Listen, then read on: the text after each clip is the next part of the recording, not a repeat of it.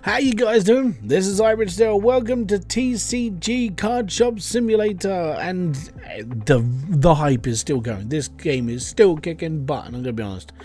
I'm so glad that this came out. This has been a happy time. I've enjoyed playing my game. I've enjoyed playing. Well, it says my game. It's whoever made this game, but I've actually enjoyed playing the game. It's been fine. It's been happy. And today is I'm aiming for a lot of money. Now, the reason why I've got £71,000 is because all I've done for the last couple hours now is open packs. I've been sitting here on my PlayStation talking to my brothers, leaving this on autoplay, buying packs and selling just whatever's left, and then pushing Alt-V and then just selling anything under $99 because I can't be bothered to keep it in the shop anymore because there's not enough of the... I need more quality on my shelves. Yes, that's all good. Ahmed Rahami, how you doing? And Jason Carter, what is going on? And Core, what up, dude? How you doing? So I need to put all my cards out on my shop first, and obviously, you know, we're almost fully stacked, which is good, and inventory is almost stacked up as well. We've also got this shelf full of all of the mats that we put out in the last video. If you haven't seen the video, it literally came out today. I was in debating. It was like, do I really want to put this one out today? And I was like, you know what? Yeah, because yesterday's video was shite. So I figured you guys could watch like an actual I don't know if anyone found it better to watch, but you know, I tried a little bit harder to do certain things in it, and that's what that's what I'm hoping for, that maybe people enjoy it a bit more now. I just need to make slightly better quality, slightly better churning. So what's my name? It's Hybridsteel. Yeah, strange. Now I'm just looking for all duplicates, and then we'll open up the shop, and then we'll be good. Oh yeah, I got 2 of these now. Really expensive cards. And the ones that I've got duplicates of now are mainly just really expensive ones. It's basically anything over £99. Just experienced a news bug where a customer went to check out with no items to purchase, and oh wow, interesting. Project Zomboy play. I've bought it. I haven't played it. I don't know why. I just haven't got round to it. You know, it takes me a little bit of time to get around to doing anything because I'm a bit slow, and I live my life in not the fast lane anymore. So I do things how I feel. Yeah. I know. I'm one of those lovely people that actually just chills in life instead of just rushes around like a blue-ass fly. I think I've got to put on an event. Have I got an event running today? I can't remember. Seriously? Yeah? No? Maybe? Yeah, I have. Excellent. So all of these cards should sell because they're basically hollow or gold, which is handy. Definitely handy.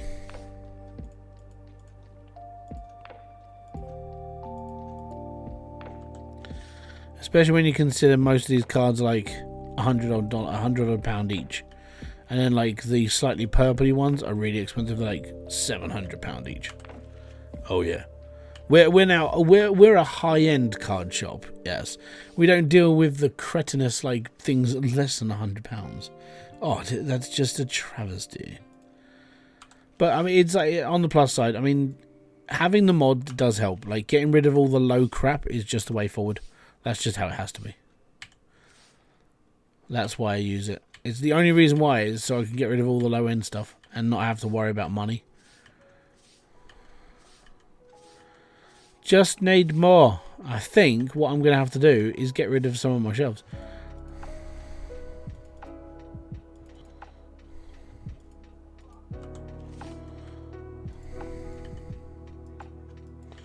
And the reason why I've got so many of these ones and not anything else is because all I've been opening is basic packs. So that's it. That's all I've done. Hence why I've just got loads and loads of basic cards, but nothing of anything else.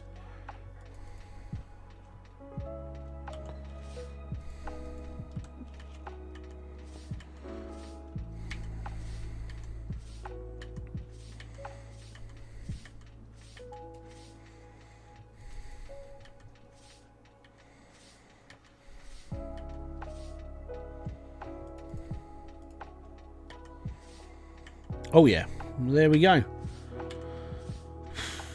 2 of those as well. So I've got I can start building up my collection of like full picture cards soon. It's going to be awesome. But some of these are really hard to get hold of. I've been trying. I've got 9 base level like cards to get now, just 9, and it takes hours and hours and hours of opening packs to get them.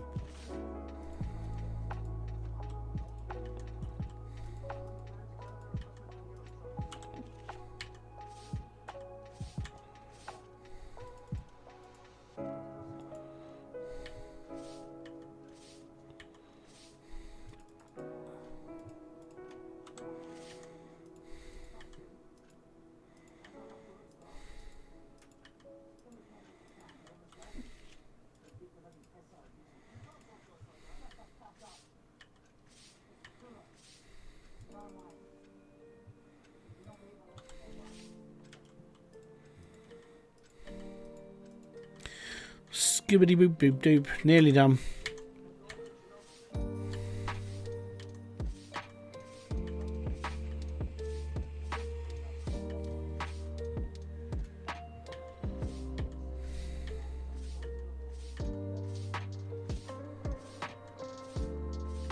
Oh, there it is. How you doing, Dave? Yeah, Dave, sorry. Oh, man, brain rot. Gone. Just trying to get rid of all of my spares now. I haven't got a lot of spares, mainly because I've been flogging off like anything lower than £100. So this was like the longest part that was going to take me tonight. I think we're done. We are there. Excellent. So we just got this lot to sell. And I'm good. That's it. That's all of the cards I need to flog. And they're all really expensive. And they're all good. So, now, air freshener's good. Turn my light. Oh, I don't need to turn my lights on. Turn them off. Don't need to turn them on. Right, now I can just sit here and have a go at people. Just genuinely. Because that's what we're up to. Are you not using the duplicate lookup option? I don't need to, man. Because I've got too many duplicate cards. So every single card I own is a duplicate nearly. That's the problem.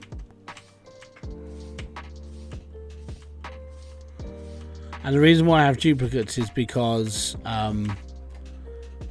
when I get to like deck building time and stuff, I don't know if I'm going to need like extras, or if someone comes in and trades, I have tradables. Like every single card would be able to be traded. So that's why I'm doing that. So I'm literally leaving. All these cards should sell today because I'm using the most expensive event. So technically they should all go. I'm hoping, because it's money.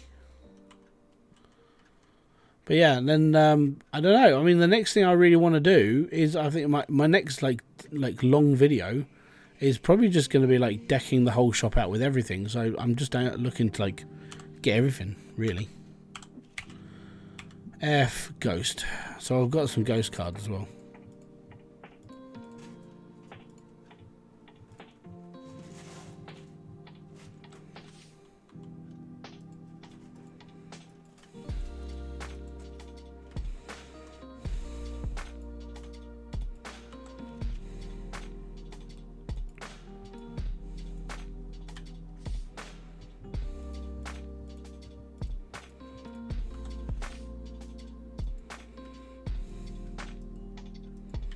Hey, if this pulls in more people into the shop, so be it, you know.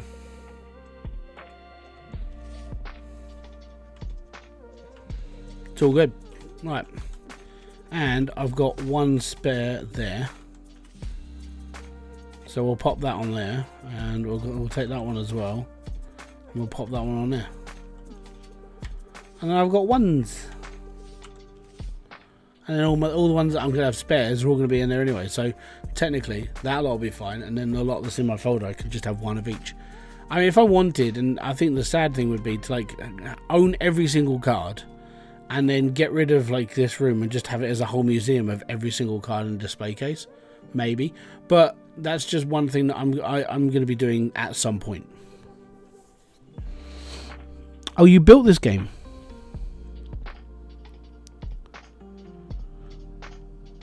Thank you very much for building the game, man. It's much appreciated.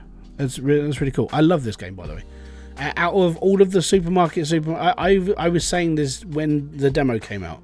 I was sitting here telling people this will be the next big supermarket game, because it has that little like geeky thing that everyone's attached to, the collecting of like cards and collectibles and things like that. People like that. It's a gaming thing. I mean, it's a gaming thing, you know. So yeah, dude, if you're, thank you.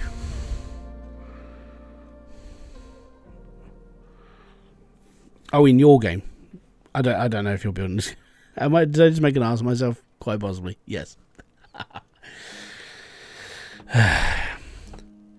So the reason why I've got the individual card tables, these ones, is because it helps sell them. It really does. I'd like to meet the developer of this game. Really would. I think it gives everybody a nice sort of like chill moment. You know, it's not the same rush of the supermarket game.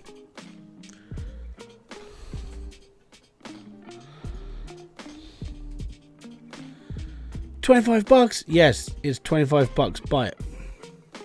That is a thing. Did I actually change all my prices?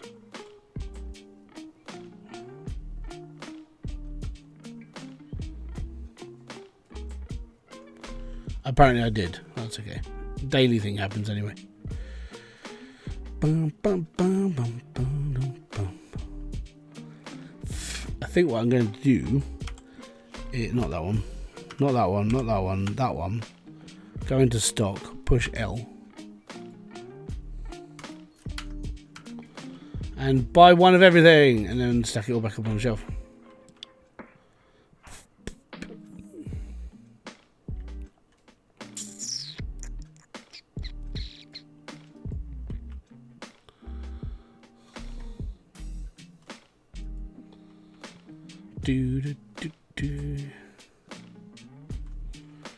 So the only downside is I've got at 9 o'clock I have to take over the register, because he just up and leaves. It's quite fun. You just sit there and go, oh, is it that time of day again? It's fantastic. So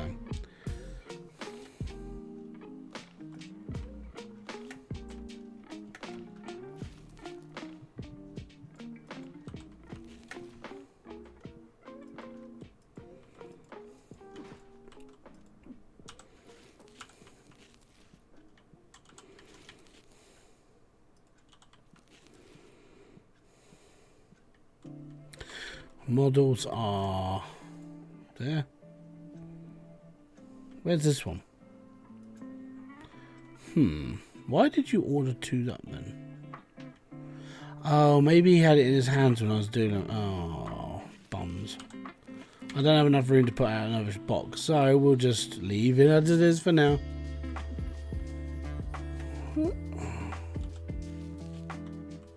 Their fault, that's fine.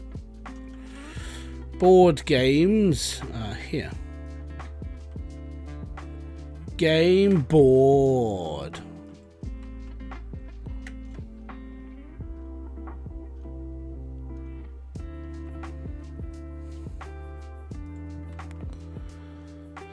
So yeah, lots of people in the shop. It's all good. Money in the bank. It's all good. It's like WWE. Money in the bank. It's fine.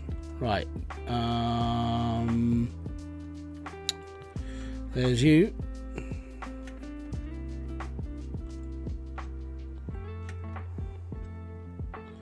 Yeah, so I've got 9 more base cards to find in my search for owning all the cards, and it's a long period of time. It really is.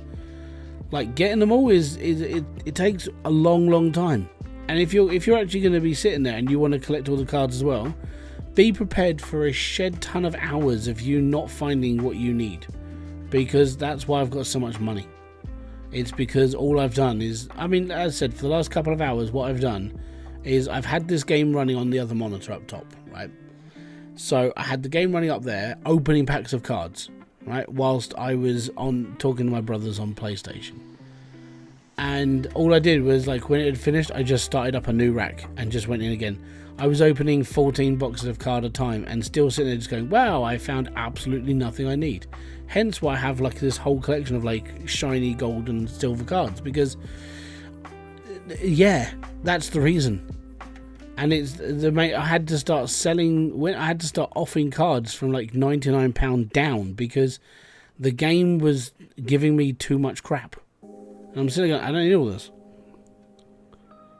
I have over 200,000. I think I'm shy of 180 cards before I get to Destiny. Yeah, I've got a lot. I've got Tetramon. I've got 306 cards to find, but I want to get the base set done first. So that includes, like, this is the reason why I know I haven't got all the base sets, because the pig is still not there, and that's the giveaway. And I've been like racking it every day. Like, I started this on the 6th of October. I had 5, 10, 15, 20, 22 cards to get on the base set. Yesterday I had 17 cards to get. And then tonight I have 9. Oh no, sorry, 14. Yeah, 14. So it just means that, like, tomorrow, when I'm not doing anything, or I am doing stuff, or maybe I'm editing, I'll just leave the game playing in the background and just opening cards. Because that's where I'm up to now. I don't want to keep doing this, but I want to finish the collection. Good evening, Scruff. How you doing, bud? It's the obsession of like completing the whole collection, because there's even a trophy for it if you can collect all 1,300 cards or 1,320 in one go. I'm like, okay, cool, and then I'm like, yay, cool, and then I've got to do Destiny cards as well. I don't need it, so I'm gonna get rid of it. Oh, don't worry about me. Sorry, mate, I just touched you.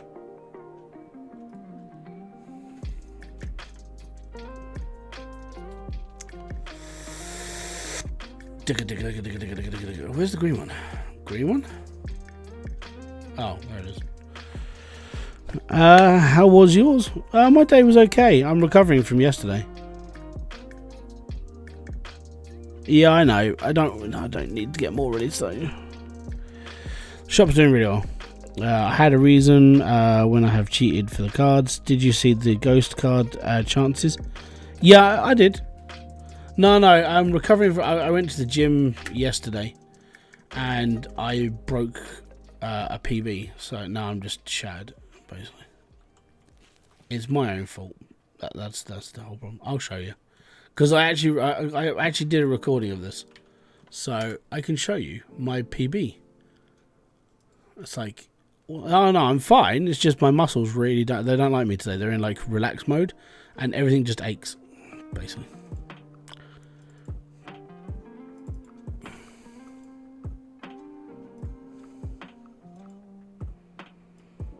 So, where's my documents? Let me just get rid of that folder. Let me just pull up my other screen. So this is me. This is 150 kilo.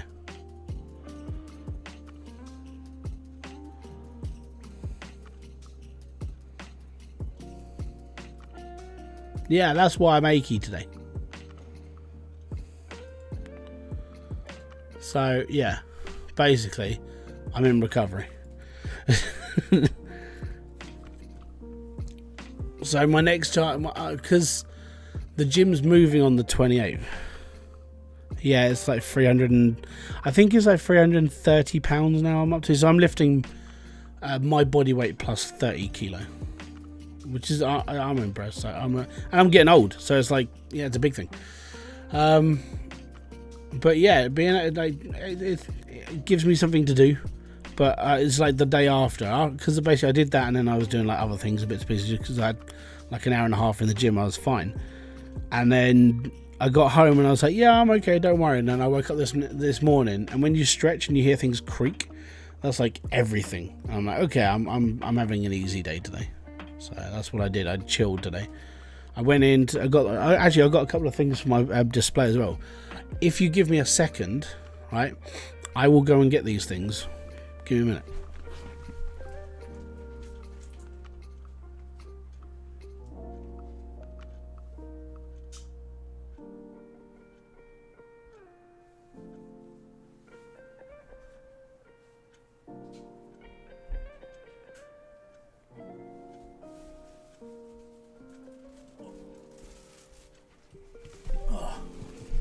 So these things I bought because I went to... Is it... Yeah, no, don't count. That's silly. So, I got a couple of new things to go on the shelf, and the worst part is they're part of a collection, which means I need the other 4 now. So, let me just go into... Let me just pause this. Let me just go into big screen. I say big screen. Let's go into that screen. Right. I picked these up for... These were half price. Oh, that one's upside down. Yeah. No, now that's upside down.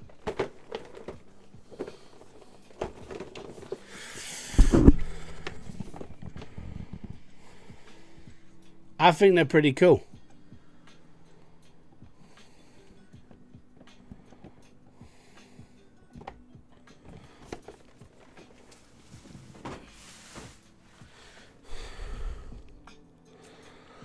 So I picked those up at a...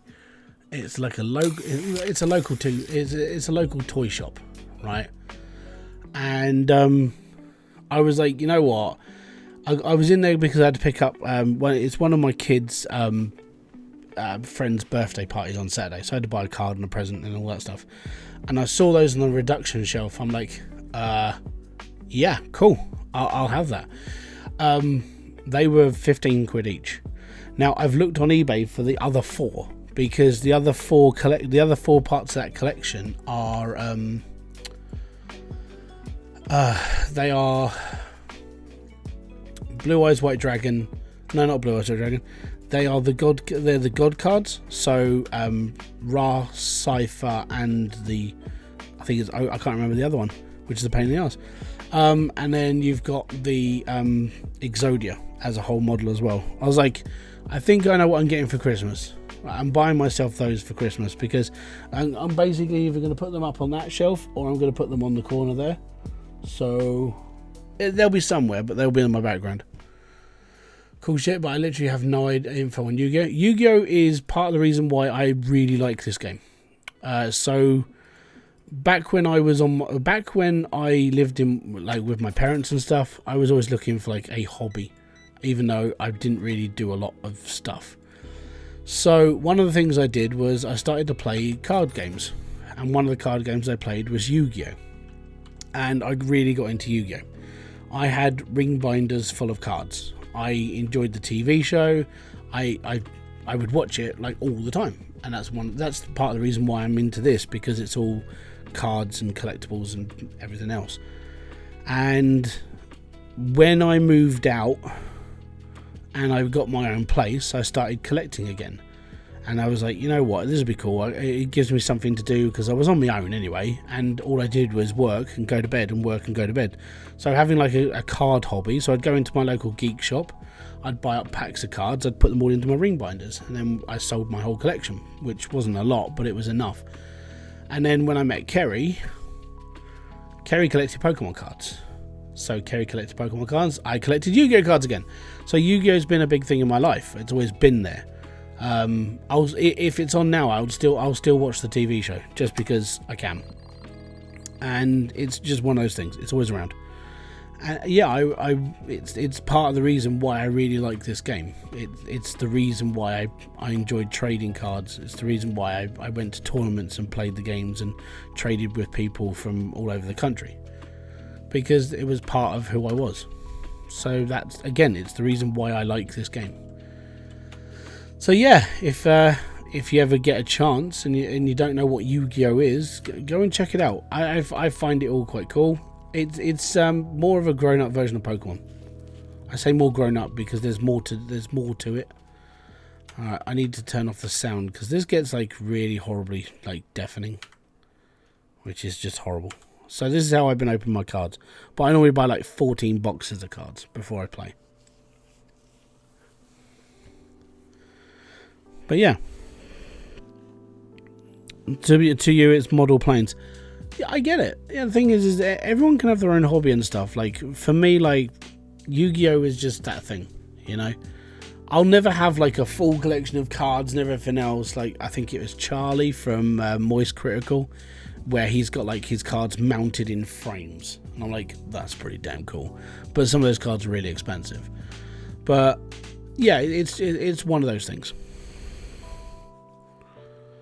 Yeah, basically the whole premise behind it is that the card game itself was played in ancient Egypt, and they've got these artifacts, and the one that Yugi wears, which is the pyramid around his neck, is his channeled to the ex-pharaoh, and then the pharaoh basically takes over his conscious, and they play the card games, and it's almost like real. And him and Seto Kaiba used to battle in the ancient. It's almost a bit like the Mummy, where they were getting people from ancient Egypt and then like bringing them into the more modern age. Apart from it's more like, yeah, that's. Is JoJo have influence from Yu-Gi-Oh? I think JoJo was around before Yu-Gi-Oh. You'd have to look it up on Google and just see what's around, but I don't know. I think JoJo might be around before them.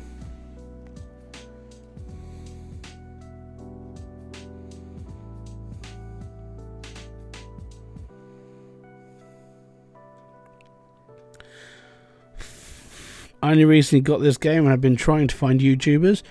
There's loads of us.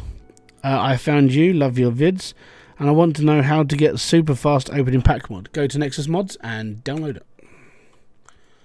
You're looking for, basically what you're looking for is you're looking for this plugin, which is called Beneflex or something. And basically you get bulk set. You can, yeah, Nexus Mods, and then download. These are the only ones I do.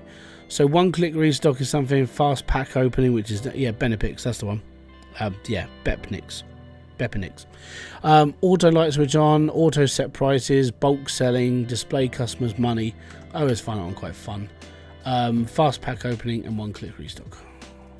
I don't really use anything else apart from that. Yeah, you see, these people are rich people. Yeah. But yeah, they're the ones I use, and then Control V to sell off all my excess crap, which I don't need, and then I can come in here and go, right, okay, I don't need any of these.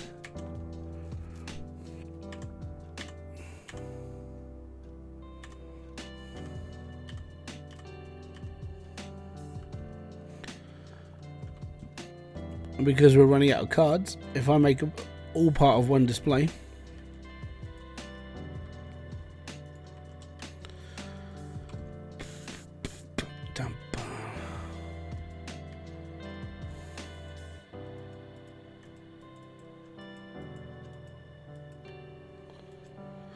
but yeah, I've really enjoyed this game. I really have, and I don't want. It hasn't made me go, you know what? I want to start collecting cards again. But at the end of the day, I have sat there and just gone, you know, actually, it's not a bad little hobby, and it doesn't. I mean, unless you spend exorbitant amounts of money, it doesn't really cost you a lot in comparison to, you know, like video game collecting or antiques collecting, all that sort of thing. Don't use fast pack opening and instant interactions together. I've been trying to deal with it. They're just too buggy. I just use what I use.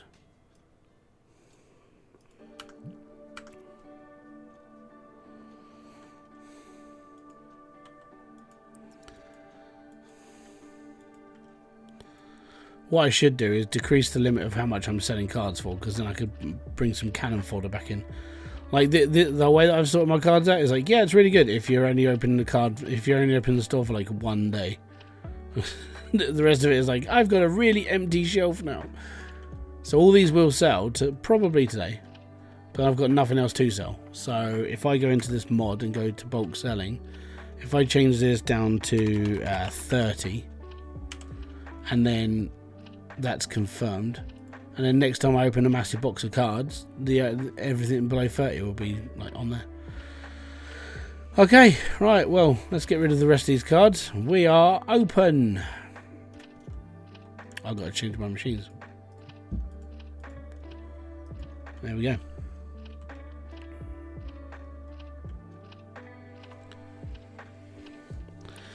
Evening, Umbrio. How you doing, buddy?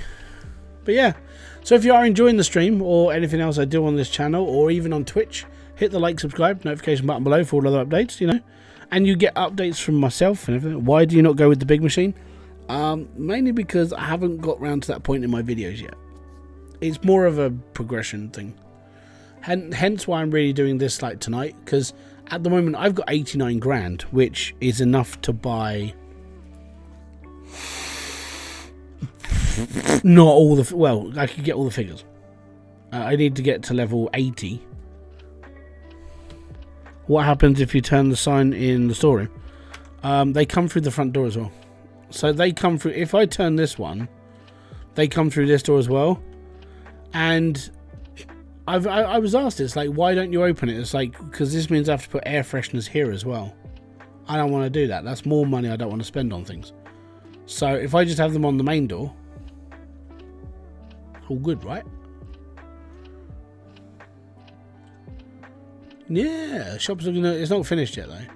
Basically, I want to get all the accessories on this shelf, so I need to take these cards off of here, and I need to change them up with the dice and the card stuff. So all that shelf needs to go up on there along with this bit here. That back wall, I actually want to put my board games and stuff on that back wall, and then toys stay on here. Maybe get an extra shelf for toys as well, and then everything else needs to go elsewhere. But because there's going to be like another shelf of figurines, because there will be, because I've got to get to level 80, and when I get to level 80 I can get this monster. It's going to be awesome. But yeah, level 80, I'm level 74 now. I don't want to get this one because I know what it's basically a YouTuber, and I don't really care. I don't give a shocking poo about who's buying that. And then I've got to do booster packs, which means I've got all of these to unlock, and that's going to be a lot of money. So especially when you're looking like 20 grand just to open those up. So 20 grand for that, 30, 40, let's say 50, let's say 60 grand plus all of this. I'm looking at like another 200,000 to unlock everything. So what I will do is, again, I'll sit here in the background and open a shed ton of packs, and I'll put all my gold cards out for sale, and then we'll open up the room and we'll open up the events and we'll get things selling again. And that's just what it is. And it's that repetitive cycle that keeps people playing, because it's the thrill of opening packs of cards. And at the same time, I need to get the other 14 cards off the base collection. So I've got a lot of time. I mean, if I could, and it was infinite, and I was able just to put like an infinite amount of cards on the end, I would, because I would just go click and then just let the computer play itself for like 15 hours, maybe get the cards I need, you know. But it's going to be a pain in the butt doing it. Oh no, something's happening. YouTube's buffering. Why are you buffering? You shouldn't be buffering. YouTube is not receiving enough video. Bloody well should be. Has our router gone off? No. Okay, so apparently I'm still here.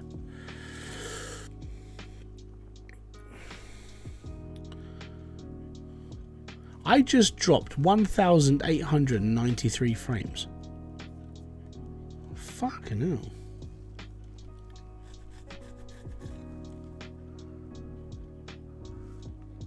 Yeah, something really bad just happened, and I don't know what it was.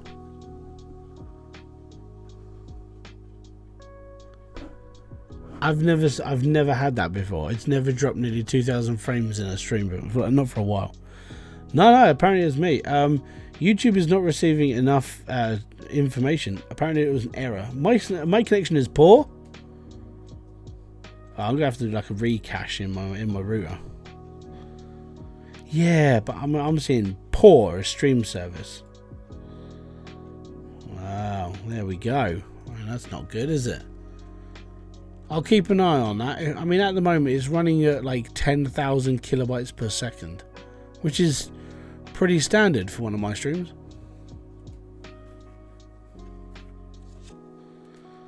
I don't know what YouTube's talk about.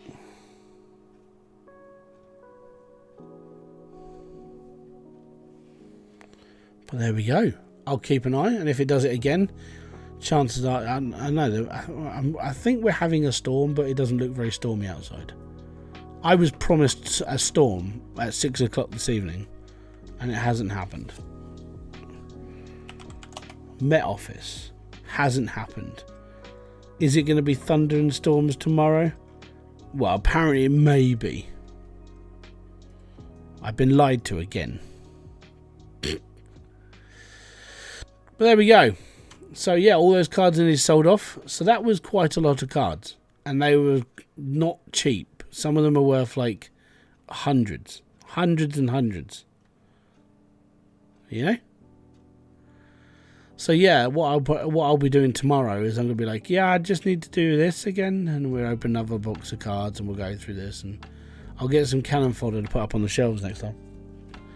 Because that's what needs to be done. Like, that's the problem with only selling like gold cards on a gold event. Because guess what? Yeah, look, I've just lost like half the people watching the stream.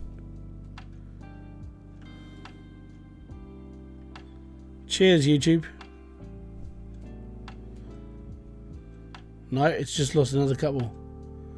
Oh, we might be having a problem.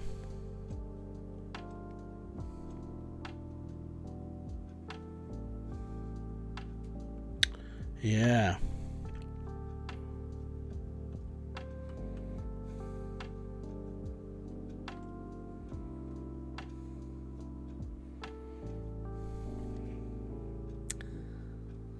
But yeah, I do wonder where this game's going next, because he's already ticked off the this can sell shelf. Customer review app, that's now in the game, so he could tick that off as well. Customer trade cards, that's going to be different. Organising tournament, not sure. I'm not sure what's the difference between that and what we're doing now. Maybe we just pay X amount of money to actually do it ourselves. I don't know. But yeah, it's an interesting little thing.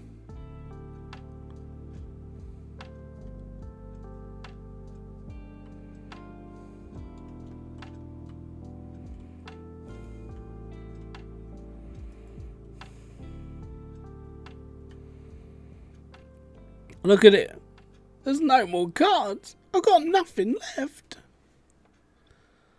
Wow. It's like decimation. Yeah, well, that's what this bit is. Playable TCG. So he's actually going to put a playable game in the game. But I'm not sure why we're organising tournaments. Random events may occur. More shop product types. Yay. We really need a bigger shop. If we're going to be getting more and more stuff, we definitely need a bigger shop. Definitely. Because this is not enough space for all of the stuff, I don't think. Depending on how you build it out, I suppose.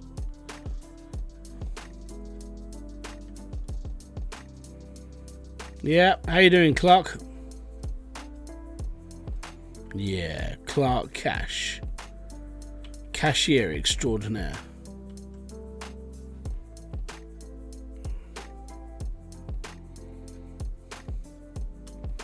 And now we're past 1 o'clock in the afternoon. This will start filling up now. They slink their way into the shop.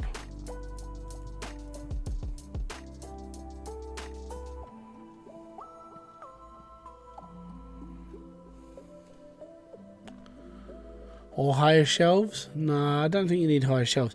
I was expecting these to be bigger though. Maybe like doubling these, that would be pretty cool. I don't know. But I would prefer if we had like another couple of squares that way. So extend the shop like another 2 squares that way. We could get a little bit more floor room. That'd be pretty cool.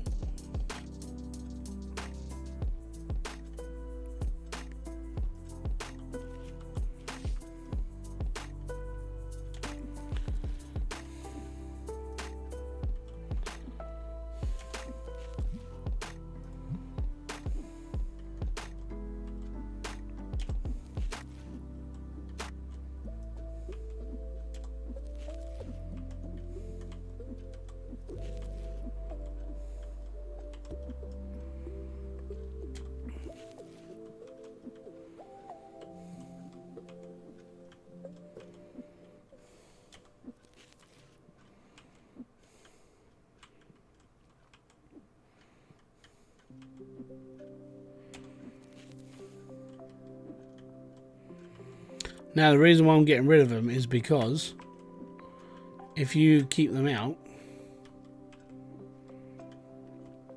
then people will try and keep taking cards off you.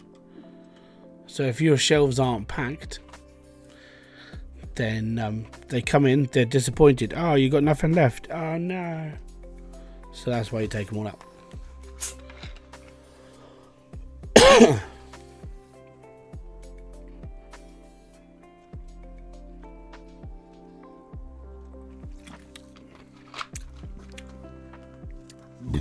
Pardon me.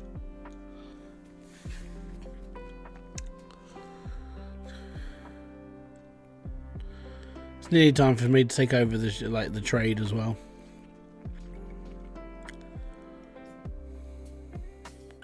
But yeah, accessory stuff, toys across the front. I don't know, something else maybe. We'll figure that out as we go. But yeah, the board game stuff. If I take the board games off of there, and these can go on the accessories side, then we've got enough room here to put toys down the front. Maybe toys in this whole front area, and then around the back of it. I don't know. We'll see.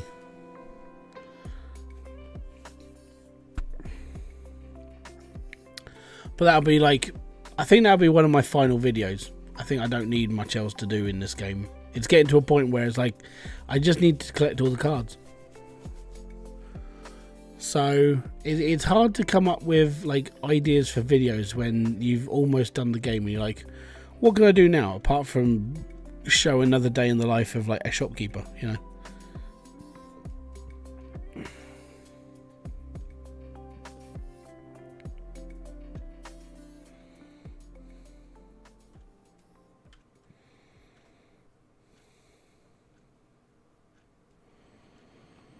Recycling Center? No, I'm not playing that game.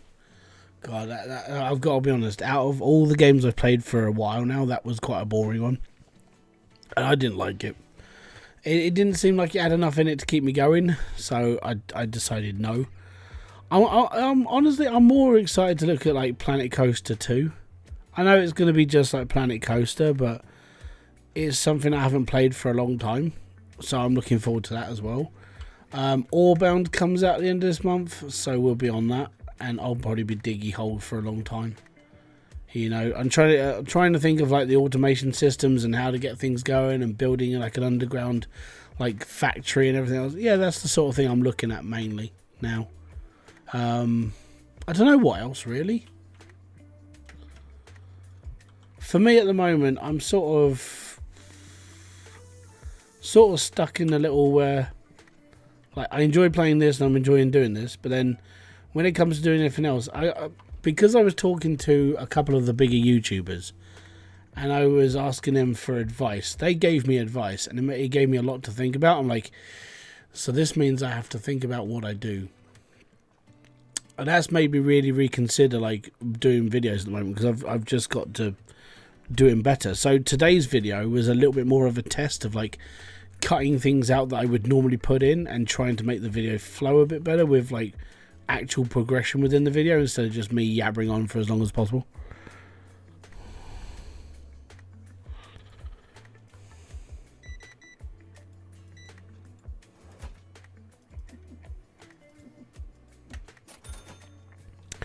That was kind of why I stopped a bit ages ago. I had 900 plus in the standard collection and it was worn me out from open packs. Yeah, that's why I do other things. So I would literally sit here and I'll watch like stuff on YouTube, or I'll watch a Netflix thing for a while, or I would just get on and do stuff and I would just leave the game to open itself. I don't watch it anymore. I'd put it up on the other. What about Satisfactory? Well, that's why I wanted to get Allbound going. So Allbound is basically Satisfactory just as a dwarf, and I prefer like being able to dig out the land and do all the other stuff. So yeah, I'm more happy with that one.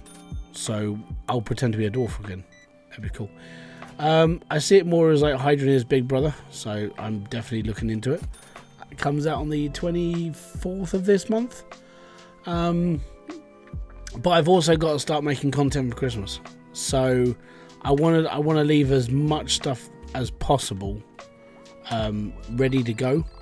So when I go away for Christmas, which is like, you know, go and see my parents, go and deal with Christmas presents and all the other stuff, and that'll be one thing that I'll be doing. So yeah, get Christmas out of the way, So I've got to start recording content for that now, so it just gets played over Christmas. So it gives you something to do if you get bored. Know that you will still have videos to watch.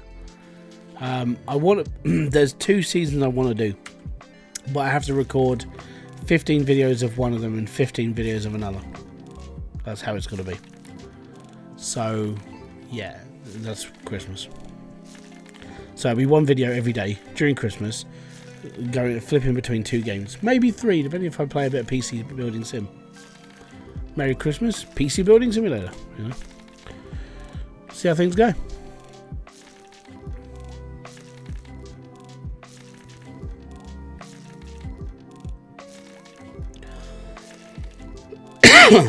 But I am flat out determined to basically find all the cards. It's going to take a long time. That's why I use the mods, because this is just screw this for a laugh. If it says new, it will be a laugh, because I've only got 14 of these ones to find. The other thing about Satisfactory is Satisfactory is quite an old game now. And all the people that watch Satisfactory normally watch the creators they grew up whilst the game was being made. So when it comes to new people playing Satisfactory, it's actually quite hard to compete against, because you're not known within that niche. I mean, Satisfactory is basically its own niche. So when you get people like Kibitz play it, loads of people watch Kibitz play, loads of people later play it, and they'll watch Eclipse play it as well. And then they won't really watch anyone new because they're not sure about the content creator. So that's why I was looking more at Allbound, because no one's really playing Allbound. So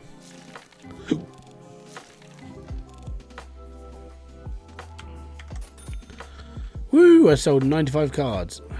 So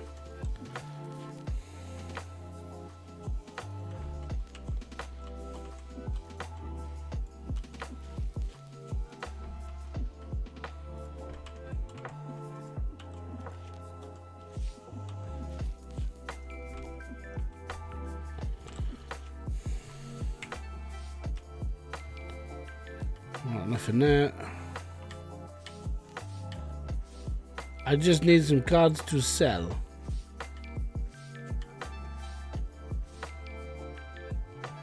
I bet I didn't get many, did I?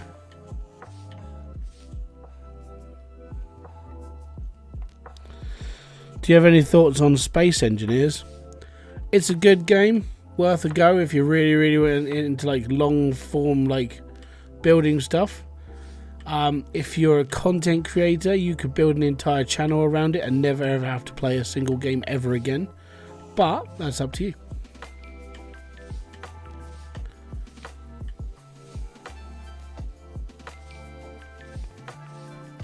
I tried playing it, I was like, nah, I'm alright. It's definitely not one for me, let's put it that way.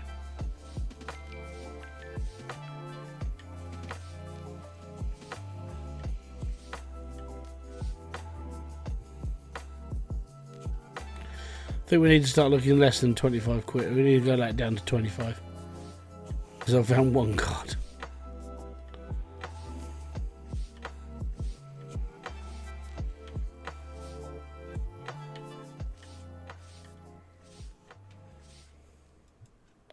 Wait, 2 cards.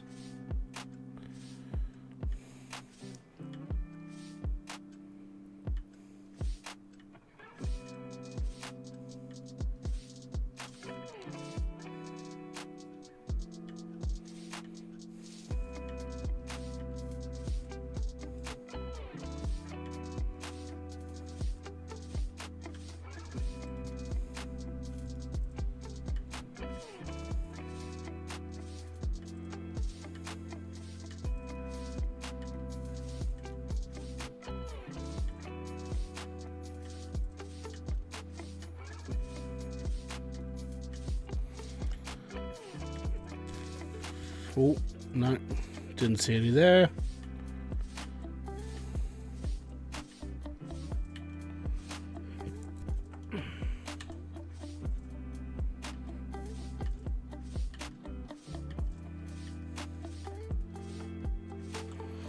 My bulk selling is 100 or below. All cards sell at market price. Oh yeah, I know, but I gotta be honest. When you're trying to like do videos and stuff, you want all your shelves full of like the best stuff. Yeah.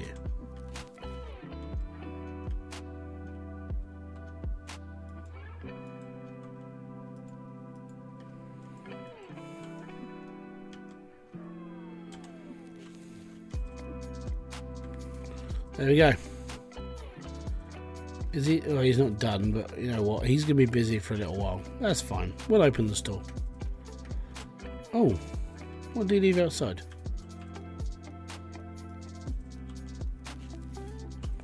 An empty box. Now I'm interested. Why did you leave an empty box outside? Oh no, that was me. Oh, idiot. Yep.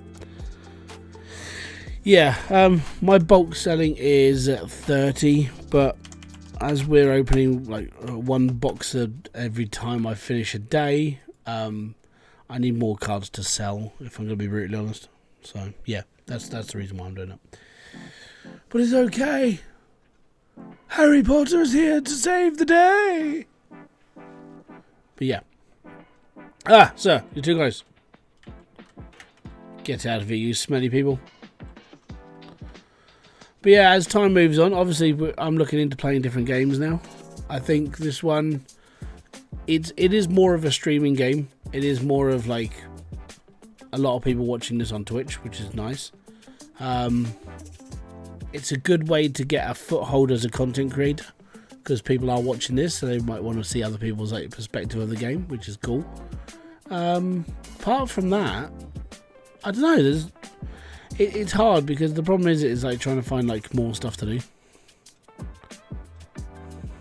Look at this, beaming 5 stars. We got a 4.82% review score. Yeah.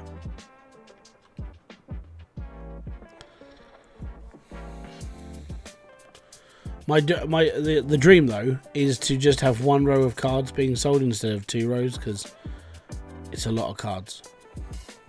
And that may help actually put out more stuff into the store, like more shelves for everything else, considering how much I've still got left to put out. I do want to put like another row of shelving down this wall, which is next. I know it's the window, but that's where I want to put like the Destiny cards and the booster packs. So we might turn this into like card corner, maybe.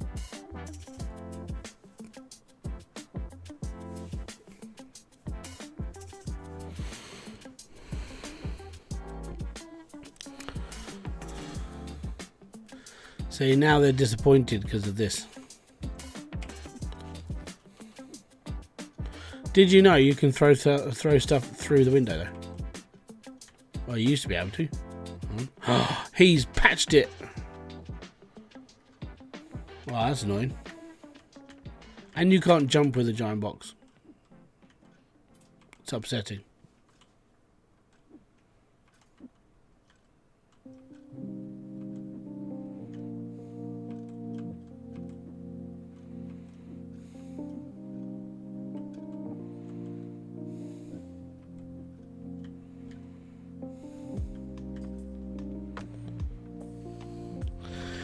I delete everything and just sell one type of booster as a single product. Shitloads of money. I sell everything.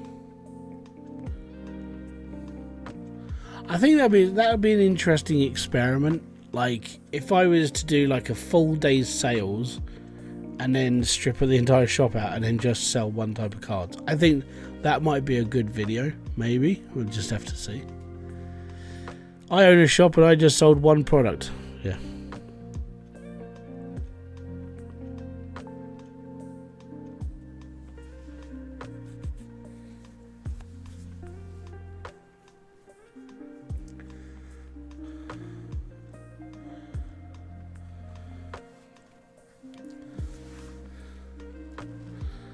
It's a good idea. Can you win on the game if you only sell one thing? Selling one thing just sounds boring. Yeah, I know, but it might be just a good video.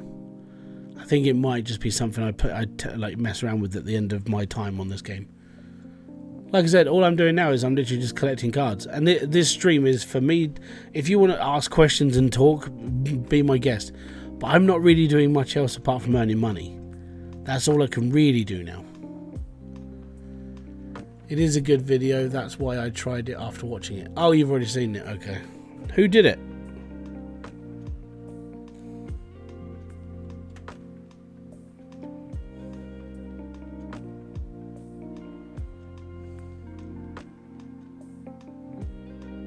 Do you remember the person who made the video?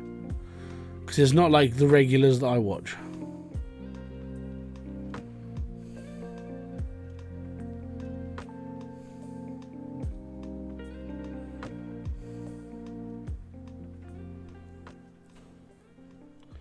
A tiny one forgot his name. Fair enough.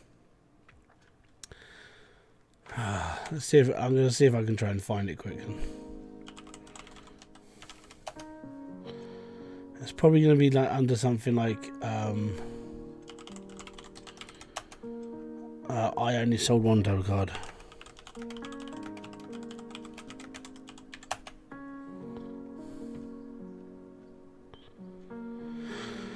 Z1 by any chance?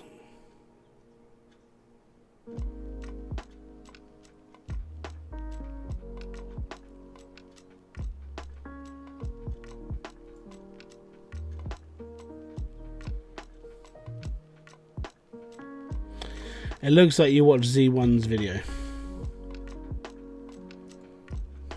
That's fair enough. Martin Higgins redeemed fist bump. Boom! Sorry, mate. I've only just seen that. Yeah, I literally just found it. So I'll do it on a bigger scale, right? What I want to do, I've got 2 more videos technically planned. Number 1, to max out my store, right, completely, with everything, which is why I'm literally saving up now. I need money for this. So in order to buy everything, I need 200k, roughly, to buy it, or like to unlock everything and then do it all from there. And then the other, basically, I maxed out my store, thanks for watching sort of thing. And then the last one is to strip every product off the store and then do everything as just one thing. That's the 2 that I've got left in my head. So the quicker that I can earn money, the better, basically. So this stream will probably end in about... My shop is full, just wide shelves, and Destiny booster packs. Yeah, sounds right. I'm going to see if it's possible to run the store like it is now, with like lots of different variety packs. And then I'm just going to sell these. I'll go for the torture. Just pure torture.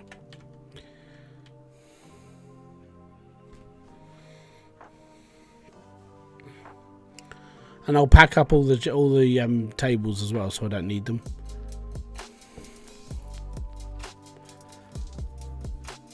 The other thing I want to do is I want to turn this into a card museum. If that makes sense. I just want to deck like aisles upon aisles of like these display cabinets and just have every card in it, which again gonna take a long time.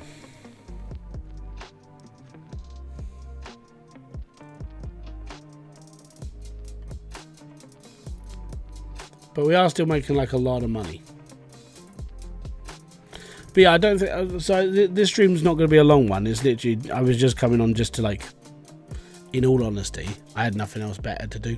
I came on to stream because it's like, people can talk, people can happy, and they get that, like, get to talk to me as well.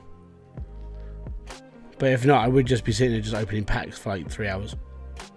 So yeah, actually opening the store and earning money, it's a good thing. Lights. Yes. So my stream overall has dropped 2,176 frames, which is 1%. Not bad. So I've got £115,000. Yeah.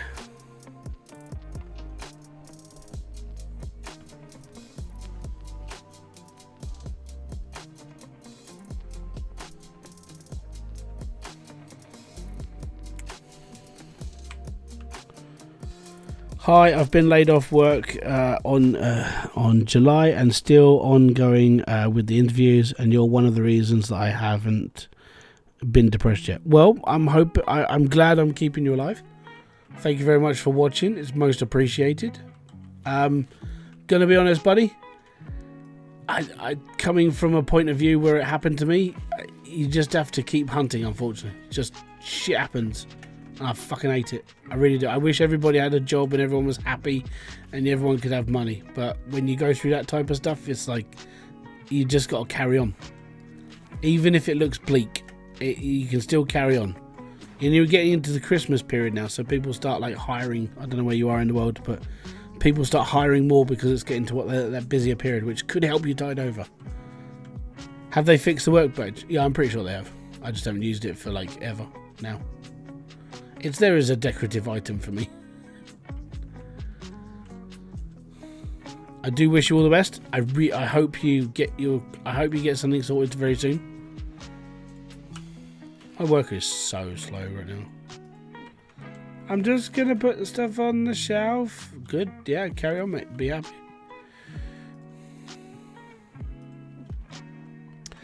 Belgium, but yeah, I have started receiving more interviews the last 2 weeks. That's because they're looking for seasonal staff. If anybody says yes, take it, because you can always look for something else whilst you're working. That's not a problem. Oh no, I just put them in the wrong place. Oh, bums. Right, I've just got to order a box of cards quick. That's gonna suck. Right.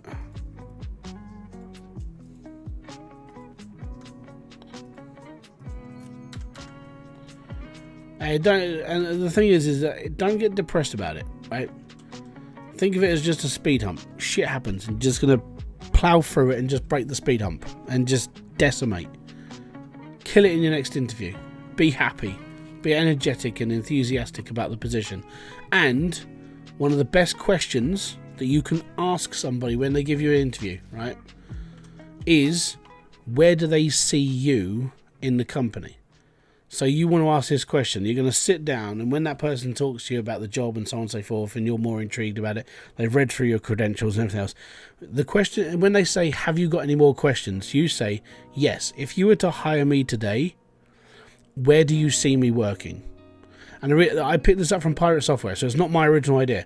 But the reason why you ask that question is because then it makes them think, actually, where can I utilize your skill? And I think that's the only question you really need to ask them, because they then have to think, you know what? Actually, this is a good question. Like, where would you fit in best with what you know and how you do? So take that as a pinch of salt. But that comes from Pirate Software. That was one thing that apparently he used to ask people when he was working for Blizzard and other people. So, yeah, I would take that question and use it. I think if I had to do interviews and stuff nowadays, that's exactly what I'd be asking people. Like, where do you see my skills? Where would you put me? Because they're going to have to think about it. They're going to have to know where they're going to put you in the workforce. So, that's something that I would advocate. And what would bin that one? It's only got one in it. Don't care.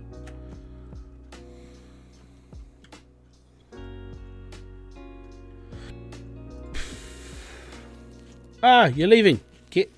Right.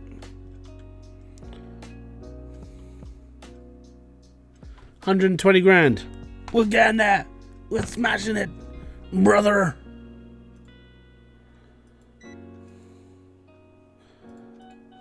£23.70. Thank you very much, matey.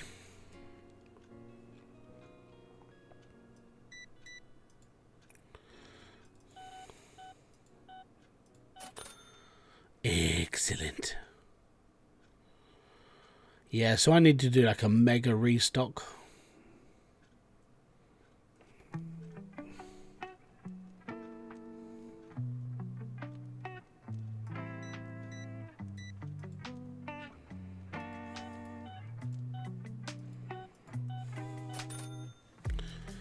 Ooh, thank you very much there for buying those.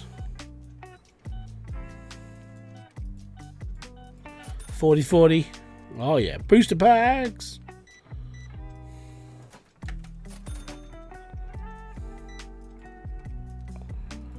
£26.80. There we go. I think that's everybody. I think the room is empty and no one's home. Yeah, we're done. 19 dissatisfied customers. Oh, what a shame. Don't really care. And we made £11,519. That's not bad considering we only made 900 quid off of card sales. We made £5 from just game earnings on its own.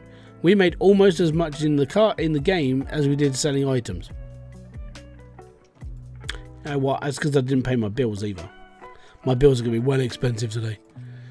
Yeah. Oh, it's crippling pain.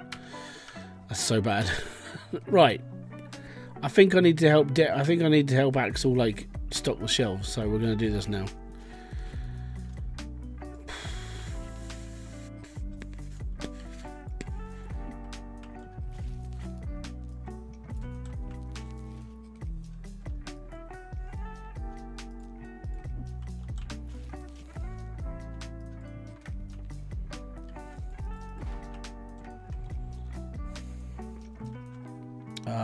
That one. Oh no, they're full. Fantastic. Fantastic. Right, the star character. Now who lives in a house like this? David, it's over to you.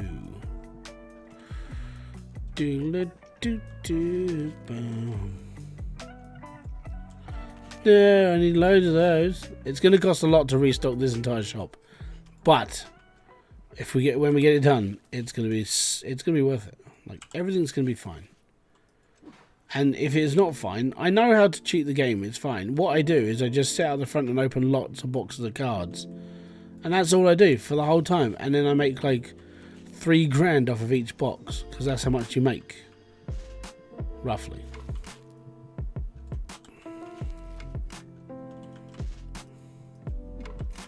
Piggies! Yes, it's the Paw Patrol. Right. Definitely good advice. Remember, you are interviewing the company. Yeah, exactly. You need to know the ins and outs of the company. You need to know, like, if it's going to suit you down to the ground. They also need to know that you suit the company. Even if it's working retail, and this is the thing, it doesn't matter how shitty the job is. And I've worked pretty shitty jobs most of my life. So you're always going to try and find out where you fit the best and what you're going to do. Even like I said, it could just be shelf stacking for all I care, but a job's a job, and that's why I worked so many crappy jobs, because I was like, I'm not a qualified person by many means. So for me, it was like, hey, I'm going to go and work in this supermarket. I'm going to go and work in this factory. I'm going to go and do some really like crappy dog's body jobs, because you know what? That's all I'm good for. But I always made sure that the jobs I did within that like company was something I actually didn't mind doing, even if it was a crap job.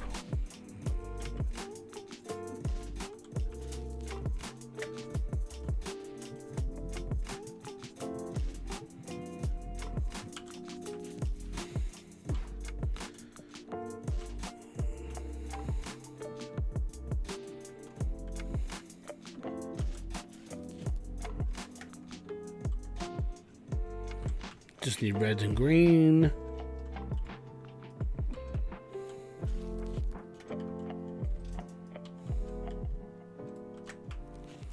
Right, and green. The idea is I'm completely like getting rid of everything I have, because then I'm going to do like one massive restock later, like when I go offline. I'll do a massive restock, get everything prepared and ready to go, and then it'll be all good.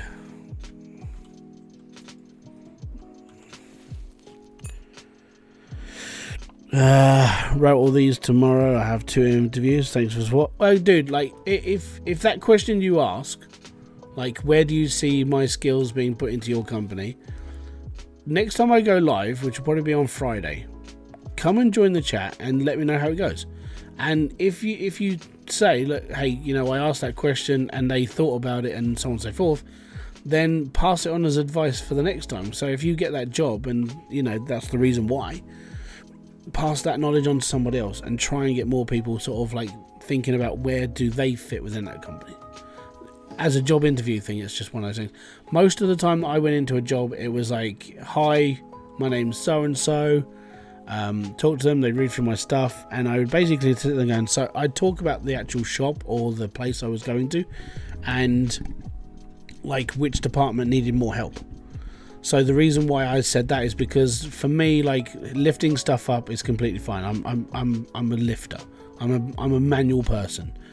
So if I had to do like a lot of box lifting or a lot of storage stuff and bits and pieces, if that was something that I could, if I was like, you know, how does your storehouse work properly? Is it this, that, and the other? Then I'd be put into that area. You know, so I did a lot of stock take. I did a lot of like stacking shelves and stuff, which is all like heavy lifting, especially when it comes to like wines, beers, spirits, and that sort of thing. That was one of my jobs. So most of the time, when I worked like the third time in a supermarket, I don't like working in them. It's just that's the only job I'm really qualified to do. I would always be working in like heavy lifting places, or like doing the cage work and like stuff out the back, because I'm OCD. So putting stuff on shelves is like bliss, even though I hate doing it. It's like, this is centered. So I was good at like doing facing up and moving things around. That was it. I was warehouse mainly. That was just my job. That was just who I was. No, I'm not so much of a logistics guy. I would say that I'm probably mentally unstable because of the OCD sucks. I don't like doing a game like this is like slightly calming to me, because it's like I'm able to put things out and make sure it's all stacked up nicely and be happy. This is my chaos, so I made that. That's fine. But that's why everything's in its own place. That's why it's sorted the way it is. And it's all because of that. So that's why I was like in a warehouse. I was like, I'm putting this here because it's that size box. I didn't care what was in the box. The box is the right size. You know, and it was that bad.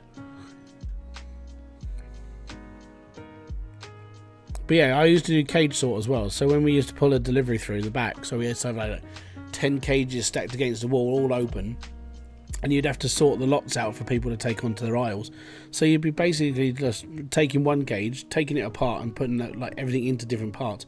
So you'd have one cage for this, one cage for that, one for that. I used to get through cage work in a couple of hours just because it wasn't that difficult for me. But when it came to like other people, they would like stand around talking this. It's like, no, that bothered me, because I couldn't just stand around and talk to people. It's like, need to get things done. This doesn't work for me.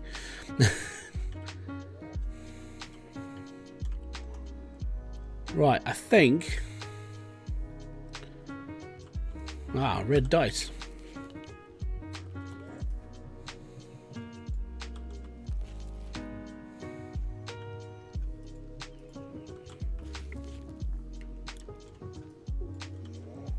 I think I'm done with dice, done with those. What one's those? Okay, I think I've seen those ones. Dude, peach, you want that one?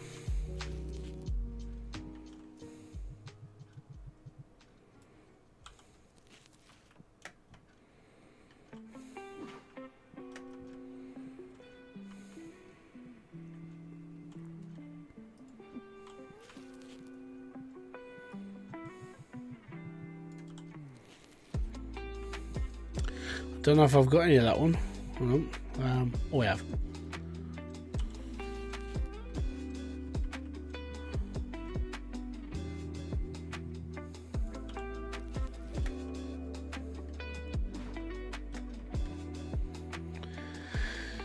Greeny ones.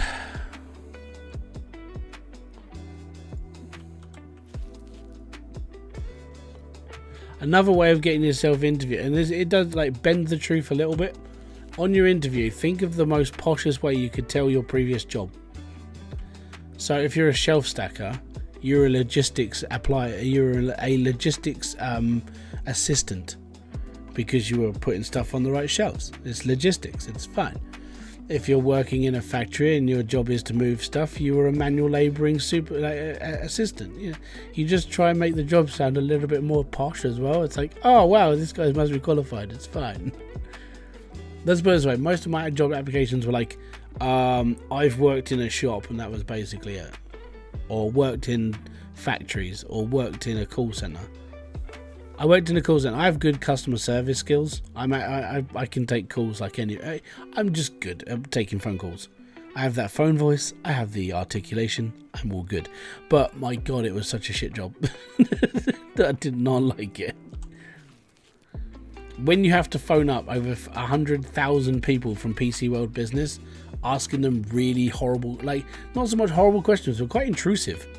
You get used to either hearing the phone slam down on you, or you're able to persuade them to talk to you.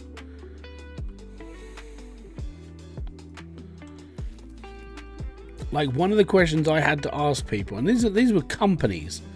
You know, they could be anything from like one-man bands who, you know, they do office work at home or they do bookkeeping, so they only ever bought one PC in 5 years. And PC business is like, hey, we need to do this. All right, cool. So the one thing that I had to do was phone up people, and I had a list of questions I had to go through with them. And it only took a couple of minutes to go through, but it was like, you know, what's the company name? How many people work there? That sort of thing. How many computers do you have? Are you technical savvy? The worst question was, how much was your average turnover for your company? Average turnover. So some of these people are like, you know, the one-man guy who sits in his shed and is like, I fix people's computers. I make like 30p a day, that sort of thing. I'm like, this is quite bad. One company I had to phone up, and I feared this phone call.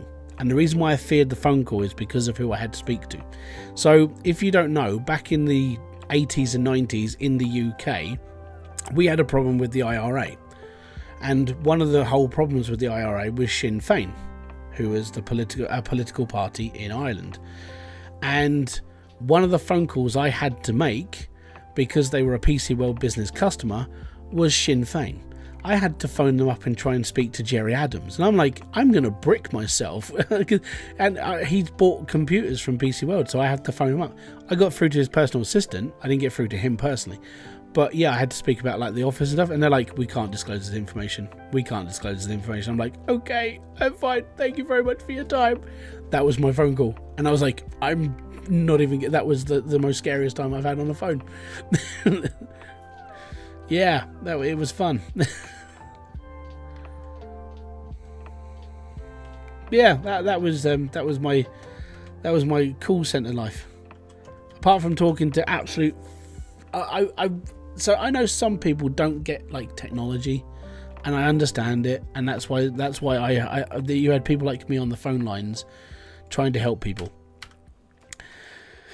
And then you would have like we had a couple of contracts come through. What'd you miss? Not a lot. One of the contracts I had to work for was Bolt Blue, which used to be an internet service provider. I don't know if they're still around to this day. And basically, they'd buy their phone lines off of BT, and then they supplied their routers and so on, just like any other company that buys stuff off of BT. So I was one of those people who was on technical support, and the amount of times that I had to talk to people about their routers was just, it got to a point where you could flowchart a conversation. So what are the lights doing on the router? Is this one on? Is this one on? If no, yes, go to this answer.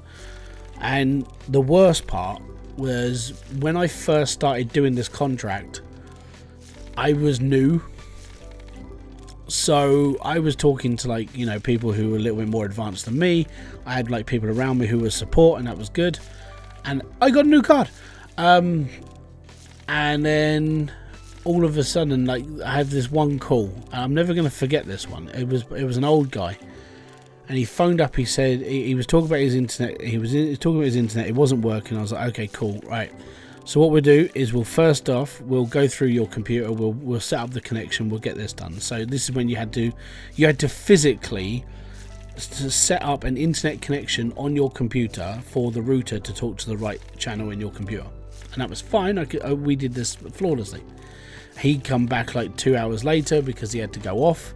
He came back, got through to me. I said, "Yep, cool, you know, come back through to me, and I'll be here until like 10 because this was like late shift." And as I was talking to him, going through all of his settings, making sure that was all right, I said, have you unpacked the router? And he turned it all on. He's done all this. I said, okay, cool. What are the lights doing on your router? And he said, what lights? And at that point, that's when the penny dropped. He hadn't actually turned on the router. So the routers that they used to use, you used to turn them on to the wall socket, but there was a power button on the back. So you had to turn the power button on for everything to like flick on. He hadn't pushed that button. He thought just by turning on the wall socket, the whole thing would light up. So the button on the back had to be pushed, and then the router comes on and everything's all hey presto. And we went through 3 hours of technical support until I figured that he hadn't turned it on. That was like one of my first couple of weeks in where I used to work. I will never forget that phone call. Yeah. Go away, you smelly man.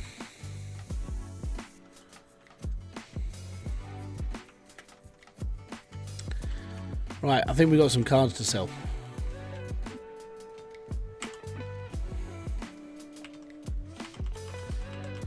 Yep, and from that point on, I'm not even going to shit you. The first thing that I would ask people, have you tried turning it off and on again? And that's where that whole line stuff comes from. Years of technical support, and people just go, have you tried turning it off and on again? And it would work. The one of the worst contracts we ever had through was a company called Panda Software. And Panda Software, they did a promotion through Royal Mail where you could apply to have a free PC given to you, because it would basically be seen as a work. You know when they give out free laptops and stuff to kids nowadays, that sort of thing. And you know, so it was like a school thing, but it was just it was through them. And I was like, okay, cool. So the contract was that you could apply for this PC and it would be sent to you within 7 days. And you know, irony, this is through fucking Royal Mail. So that's the people who deliver letters around the UK, by the way. And yeah, so we did all this, and the contract was if anything was faulty with the actual computer or you had any problems, you could come through to us, we'd sort your problem out. Day one, we had 3,000 support tickets come through saying that the computers weren't delivered. Cool. Day two, it got worse. It was horrible. That contract was the worst thing that I'd ever worked on in my entire life. And I've worked in supermarkets cleaning gutters out, and it was still better. It was worse than that. So please don't ever complain about the job you do. But yeah, there were times where you just sat there and went, I really don't want to work here anymore because this is just a shit show. I don't care.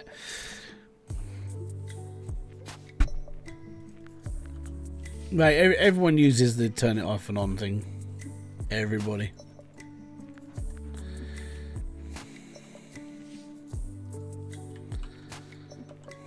I needed cannon fodder, so we're making it.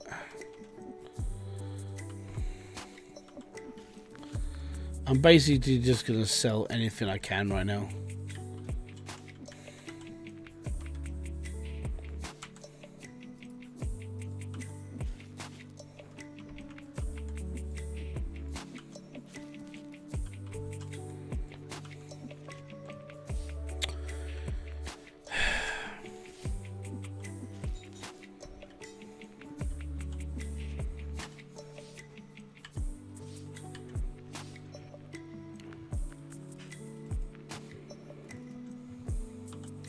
But yeah, working in a call centre is weird. It's one of those jobs that, I mean, you've got people around you doing the same thing as you, but most of the time you're phoning people. I mean, it's depending on which contract you work on or which call centre you're in.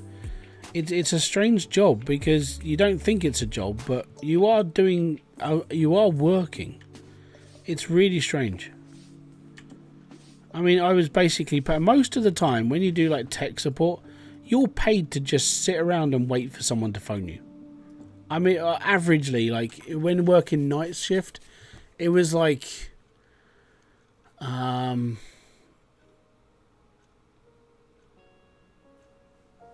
think it was working. You'd work for like half an hour in a 6-hour shift with just random people phoning you. I found one creator. His name is Keldor. He has a video making 30 grand per day. Yeah, it can be done.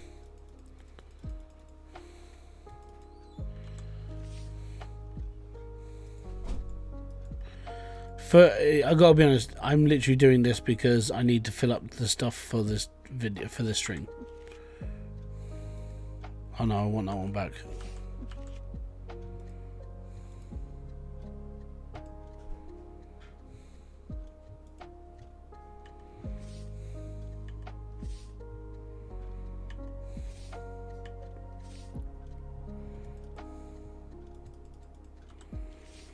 I'm just going to fill this lot up and I'm just going to sell everything else.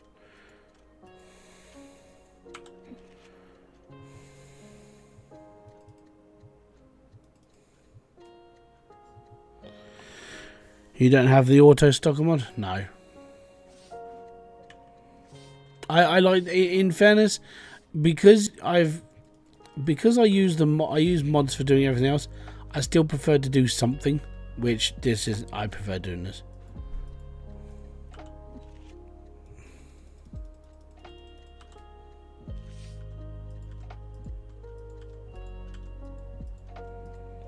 But this won't be something I'm always going to do. Like, because after this stream, I'm just going to be like, whatever.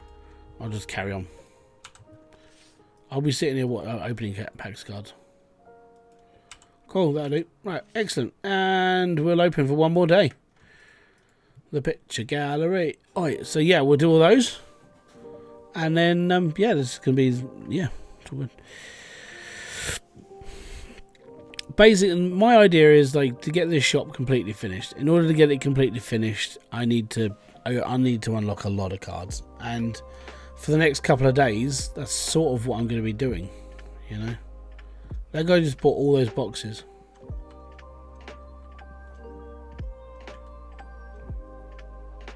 He just spent £202 on off like those boxes. Fair play to him.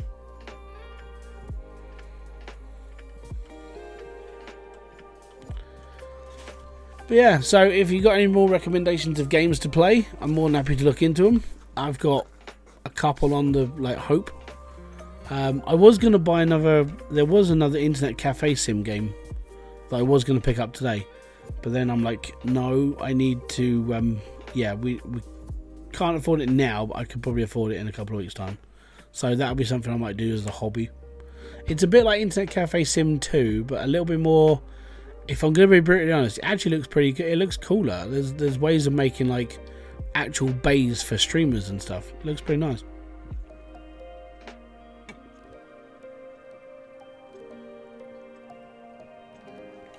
Should have added it to my wish list. Also, I've got to do a first impression Friday. We've got a game called Tiny House game. Are you into other types of games? I am away from YouTube, yes.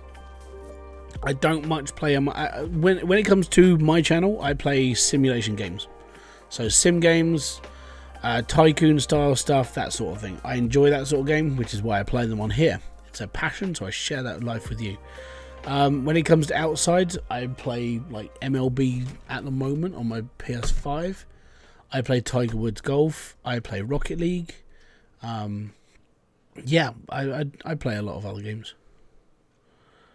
But it's hard. The problem with me and making content is that this is easier to do like a story tell than it is to do it with like a casual game. Like if you look into Dangerously Funny, he makes sort of sarky comment videos using like indie games, which I found is pretty cool. I really like it. I don't know what he does outside of YouTube.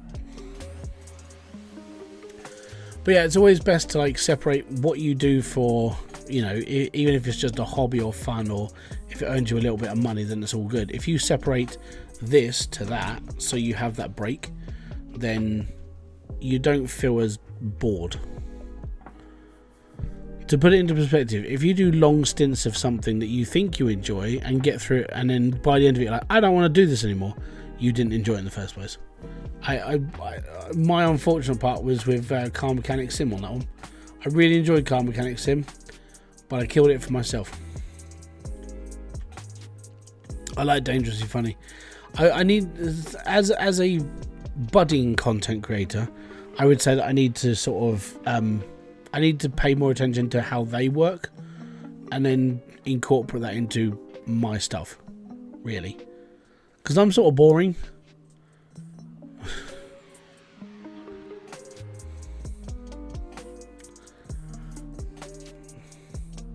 I'm sarcastically British, which means most of the time I'm sort of monotone.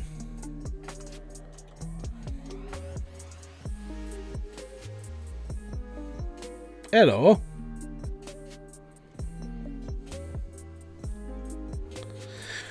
No, I am. I know I am.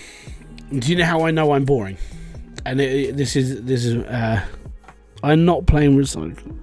No. That's double boring. That's me playing Recycling Sim. I can't play that game. I played the demo. I got bored. I actually got bored playing it. So how I know I'm boring is when I edit my videos.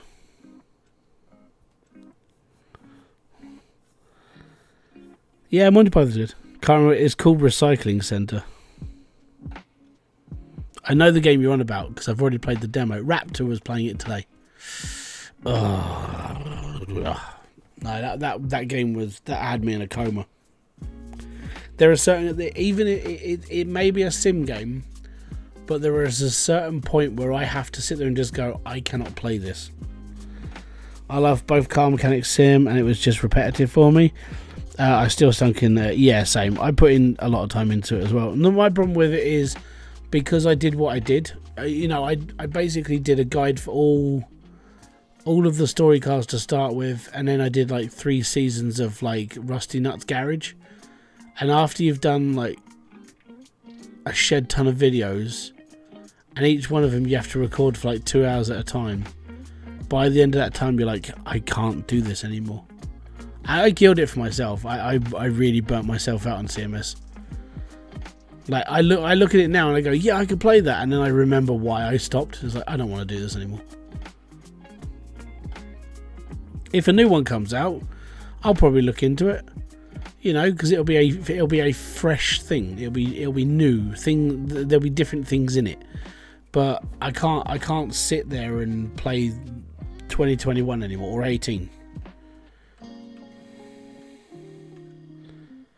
That's why I like playing things like Ourbound or like Hydroneer. Hydroneer, for some reason, I can sink. I've sunk nearly 2,000 hours into that game, and I can still play it. It's a very, very strange game that I've never done. The amount of hours I've put into Hydroneer, I've never put into any other game. Not on PC, at least. On console, the most hours I put into any game, all in one, I'd say in one like big block of time, would be Call of Duty Modern Warfare, the first one, and the second one, because I played that for a long time. Because I wasn't bad at that game, so that was when I was younger. I was all right at that. I'm sort of average player now.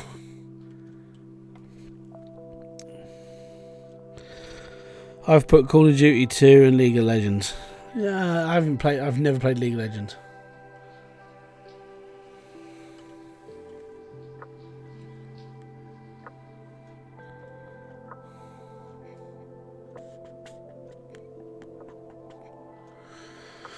My last call to action, guys, if you have enjoyed this stream or the videos I make, hit the like, subscribe, notifications button below for all other updates.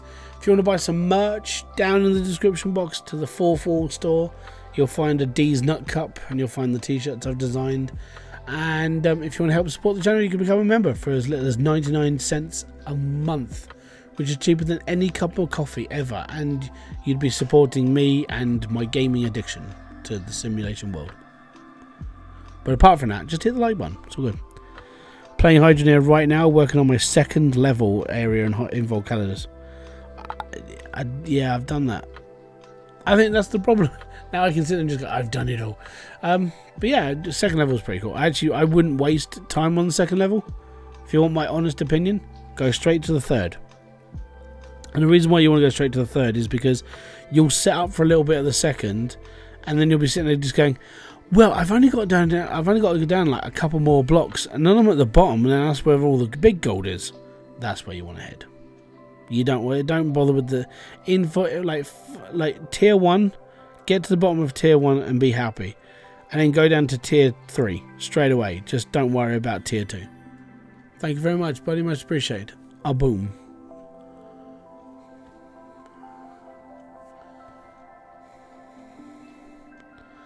But yeah, I would just go straight down to tier 3. I'm doing the challenge with you. Oh, okay. Oh, what, the 100,000? Yeah, but I'm not going down any further. I'm just doing tier 1. Ah, then you can see the true grit and grind. Yeah. The thing is you'll get there before me, and you want to know why? Because you're playing it longer than me. I only have 4 hours a week to play that game. I mean, I could do like 5 streams a week on it. I have 33 drills, and now I'm doubling it. Yeah, I'm up to 80 now, and that's just all on tier 1. I'm not going down any further. I'm literally just building out tier 1 and just going for 100 million, because that's where I need to be. I need 16 commons, 52 rares, 44 epics, and 47 legendaries to finish the normal cards. I think I only need like 13 now of the base. I am at 16 mil. Yeah, you'll get there before I will. Easy.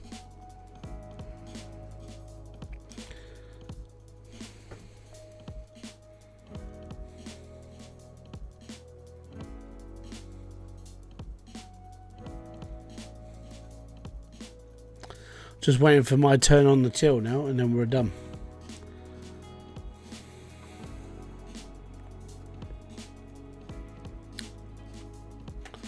That's not bad. We started with what, 70,000? We got 120 grand. So now I just need to do like loads of grinding in the background, and then just buy everything.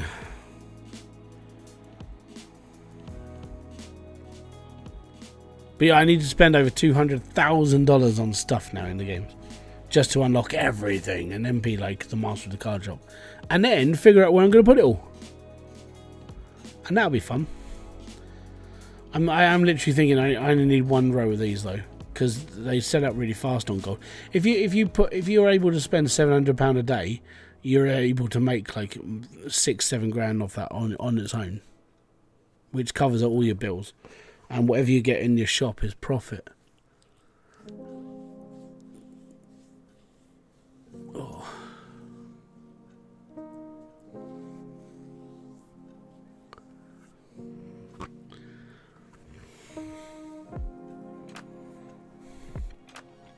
I also want to set a record. I want to see how much it's possible to get in one day.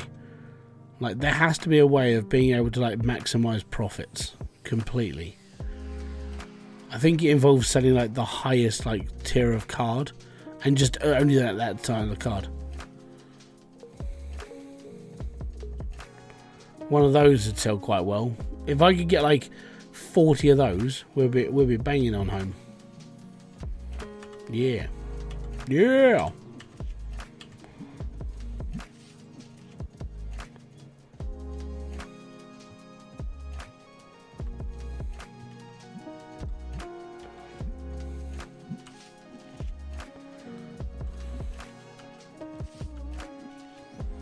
Right. There we go.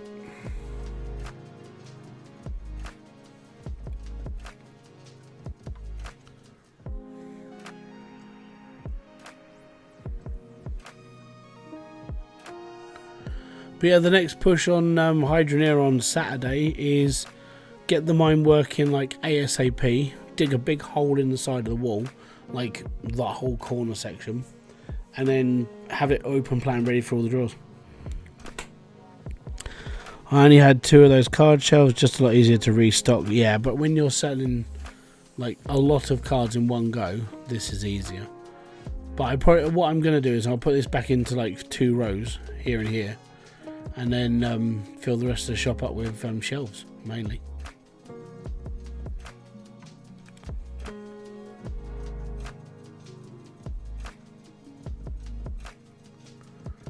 But I am looking to make a card museum and a few other things. It's going to be fine, don't worry. How did he get past my smelly security?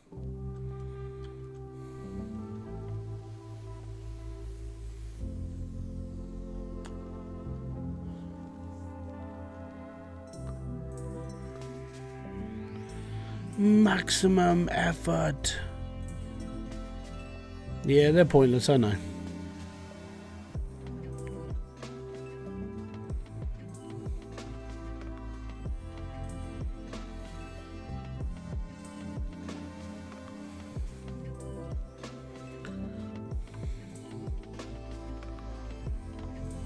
Way, a big spender. Stinky man with the cash.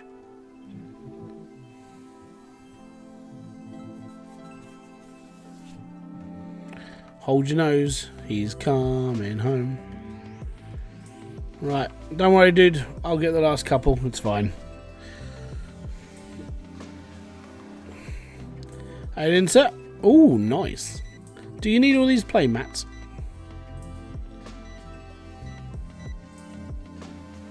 £377 and 5p. Tar very much, matey. Yes, sir. £12 and 15p. Have a lovely day.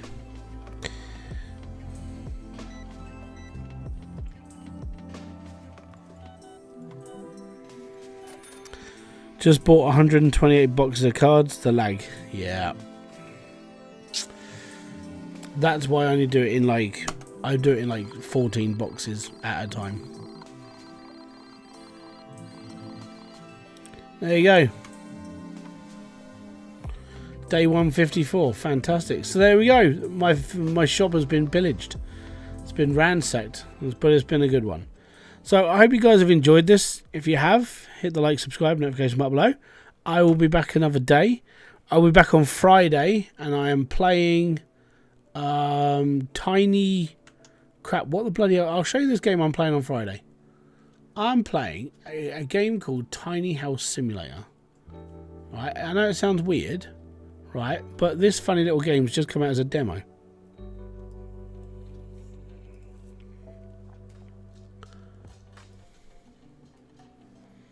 And I'm not sure. I think it looks pretty cool.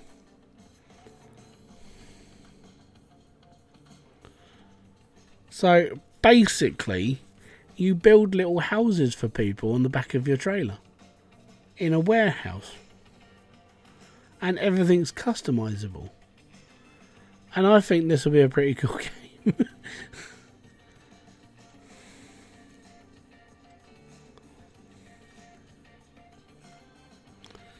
No, Tiny Glade that's a life. That's a. I don't think Tiny Glade's a good game. It's good for like background and stuff. I've tried Contractville.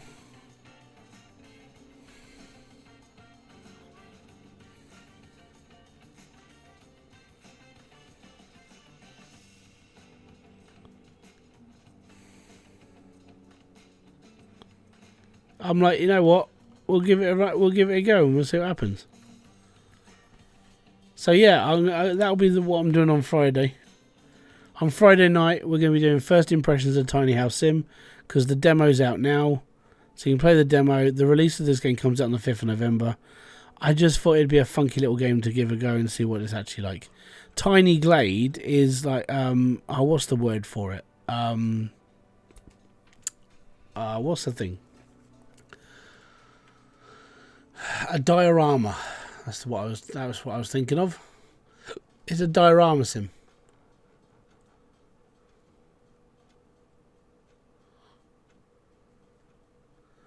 So Tiny Glade, you basically build dioramas. That's all it is. It's not really a game. You know? It's good if you're I think I used this as an example last time. If you're one of those people who builds like you play like fantasy RPG games, You can build your little diorama of this and, like, you know, put your character in front of it and take it as your thumbnail. But I don't see this as a game. I see this as just a tool. So, yeah, it comes down as that for me, personally. But yeah, and then I've got, like, the other 140 odd games that are on my flipping list. I want to give this a go at some point, but other people have been playing it. Planet Coaster 2 is on my list. Tavern Keeper, Street Tuning Evolution. These games have been on this list for so long, I doubt they're ever going to come out, ever, you know. This has been put back twice already.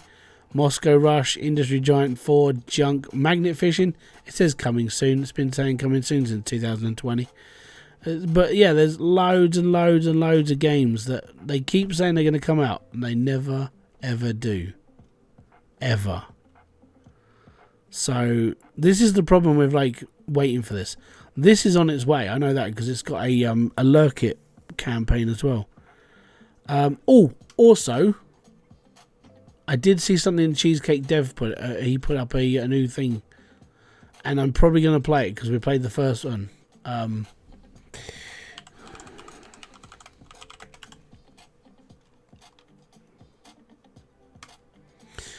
He announced Streamer Life 2. So at some point, guess what? We're going back to the Streamer Life. We're going to have a laugh, and it'll be chill. But yeah, that's it.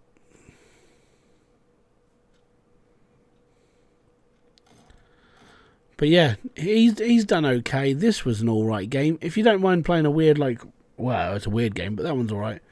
I wouldn't recommend Dating Simulator, but that's just because that's not my sort of game. Hooker Cafe Life, I wouldn't recommend it. Internet Cafe 2, yeah, it's a good game. Border Officer, you could play the other one.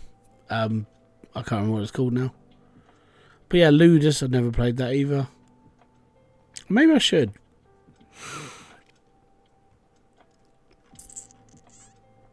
But yeah, I follow them because they've done a couple of good games in the past I actually didn't mind. But there's nothing else really at the moment I'm like, I really must play this game. So I'm just hoping. And we'll go from there. But that's enough of me yabbering. Guys, it's been awesome. Thank you very much for kicking by. And I'll catch you on another one. I'm going to say peace out. Have fun. Enjoy everything you guys do. And have a great rest of your week. And I'll see you all on Friday for Tiny House Builder. Ba-boom. Fist bump to you.